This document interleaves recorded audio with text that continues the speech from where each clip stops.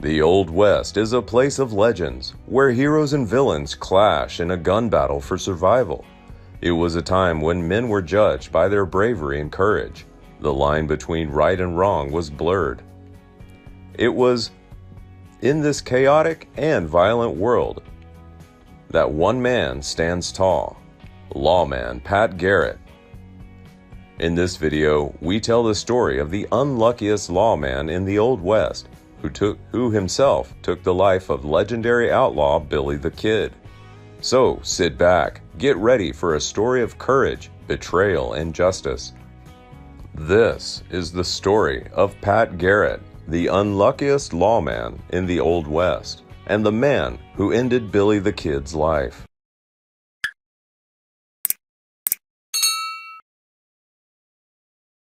Pat Garrett is a legendary Old West cowboy, rancher, and lawman. Born on June 5, 1850 in Chambers County, Alabama, Patrick Floyd Jarvis Garrett was the son of John and Elizabeth Garrett, with whom they had 7 children. At the age of 3, his family moved up to a plantation in Claiborne Parish, Louisiana, where Garrett spent his adult years. Pat Garrett, since childhood, has had a tall and thin figure, angular lines, and prominent cheekbones. At the age of 19, he left his hometown in Louisiana and moved to Dallas County, Texas, where he began his career as a cowboy and cattle shooter on the vast LS Ranch in western Texas. The area was filled with rustling, and Garrett quickly found himself in the middle of a battle against criminals who were stealing his livelihood. His cowboy and shooting skills soon made him famous.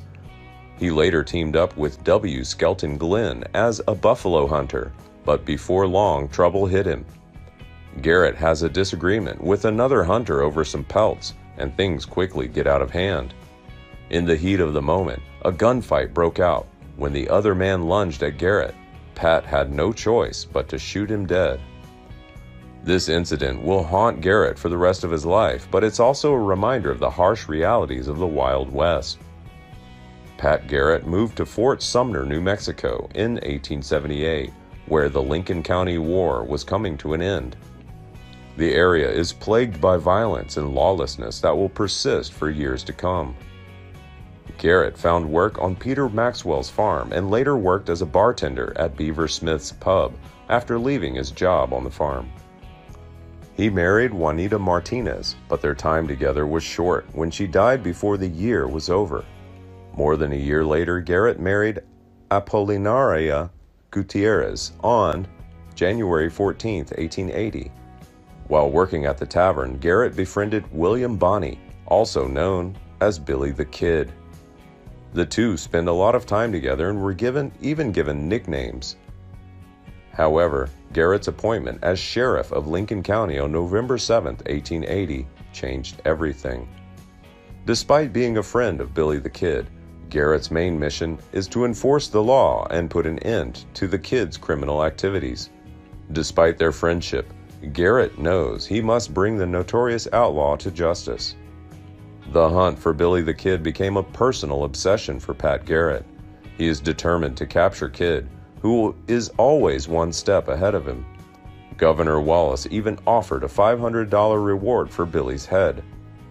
Garrett did not stop chasing, setting traps and ambushes to capture him, but Kid seemed to have animal instincts that helped him escape. Eventually, Garrett and his team caught up with Billy and his gang as they entered Fort Sumner, New Mexico.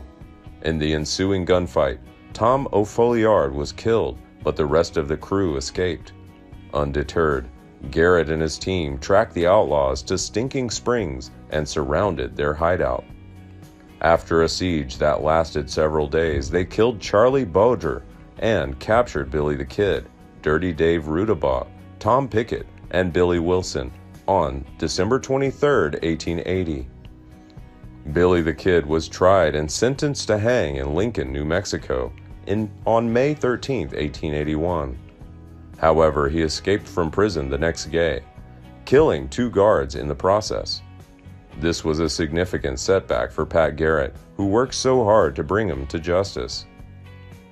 The story of Pat Garrett and Billy the Kid ends in tragedy.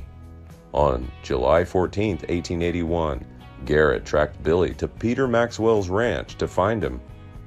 That night, in the dark bedroom of Peter's house, Garrett and Maxwell sat there. Suddenly, Kid entered, unable to see in the dim light. He asked, "¿Quién es?" "Do you know me?" Spanish, "For who is that?" Without hesitation, Garrett responded with 2 shots from his revolver, one of which hit Billy in the heart. The notorious outlaw was buried in the next day in Fort Sumner Cemetery along with his dead friends Tom O'Folliard and Charlie Bowder. Some newspapers hailed Garrett as a hero. Many locals saw him as the villain who killed their beloved son.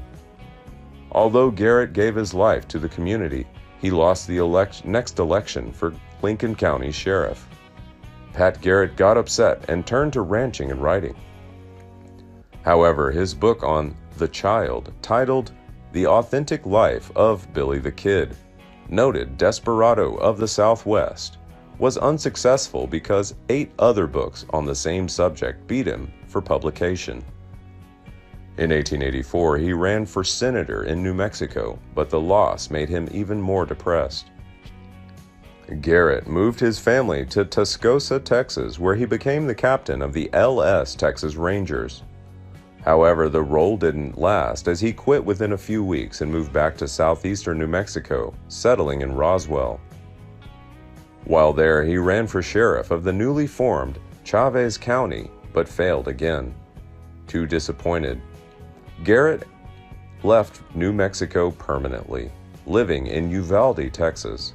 There, he raised and raced horses for several years before buying a ranch in New Mexico's San Andreas Mountains. In October, he was appointed sheriff of Dona Ana County, and his family stayed on the ranch while he worked in Las Cruces, Mesilla, and Mesilla Dona Ana. Pat Garrett's life after the Billy the Kid case was a series of ups and downs. In 1901, President Theodore Roosevelt, who was always fascinated by Western gunmen, appointed Pat Garrett as U.S. Customs Collector in El Paso, which seemed like a dream come true for Garrett. However, his appointment was controversial, and when his term ended in 1905, Roosevelt refused to reappoint him.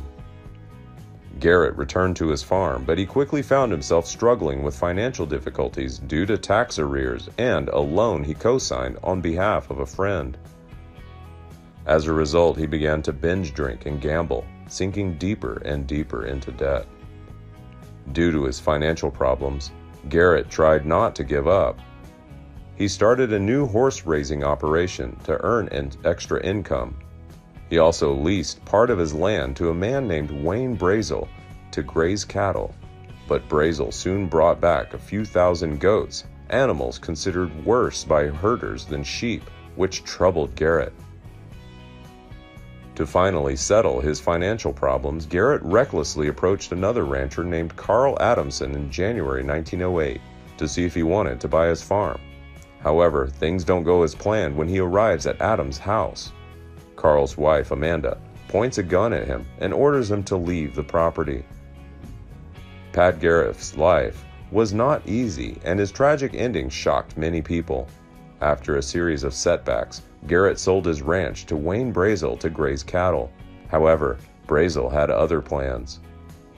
Brazel refuses to break the contract, wants more money, and forces Garrett to buy his goats.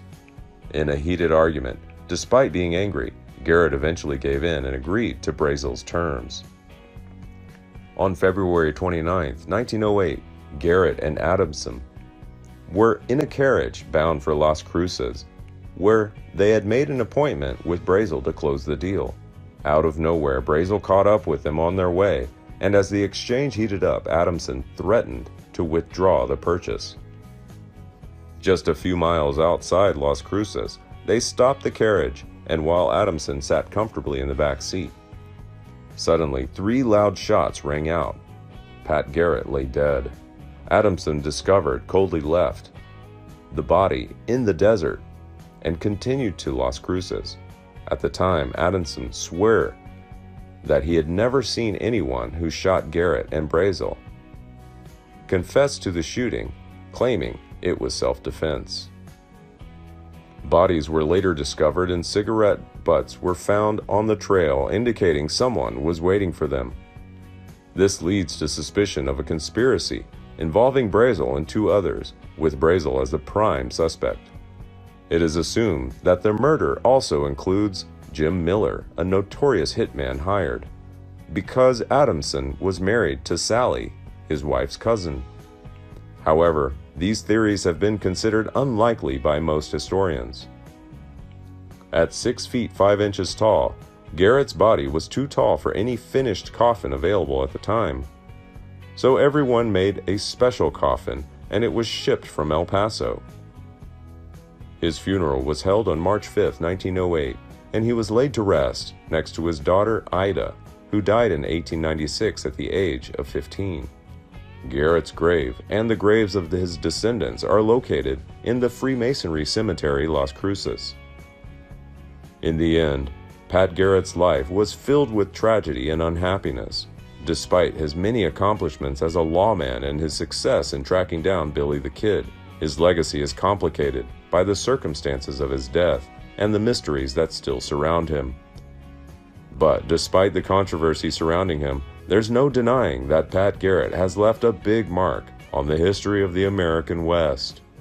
His story will continue to engage and inspire generations to come. Please like and share if you find the video content interesting and useful. Don't forget to subscribe to the channel and comment below so as not to miss the upcoming interesting videos. Thanks for watching.